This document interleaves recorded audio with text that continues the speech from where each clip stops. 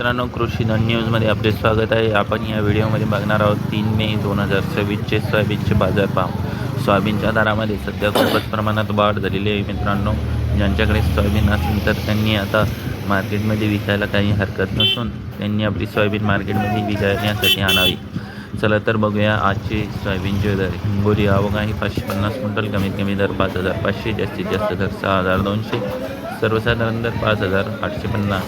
लासलगाव निफाड आवक आहे 186 क्विंटल, कमीत कमी दर 4,800, जास्तीत जास्त दर 6,312, सर्वसाधारण दर 6,261. नागपूर आवक आहे 269 क्विंटल, कमीत कमी दर 5,300, जास्तीत जास्त दर 6,000, सर्वसाधारण दर 5,825.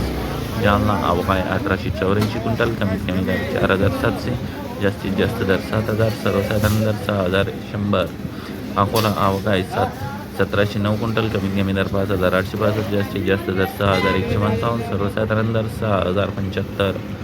मालेगाव आवक आहे 3 क्विंटल, कमीत कमी दर 5,500, जास्तीत जास्त दर 6,012 रुपये, सर्वसाधारण दर 6,012.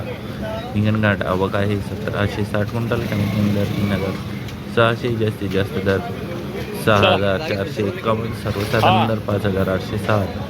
वाशिम मानसिंग आवक आहे 600 क्विंटल, कमीत कमी दर 6,000, जास्तीत जास्त दर 6,300, सर्वसाधारण दर 6,250.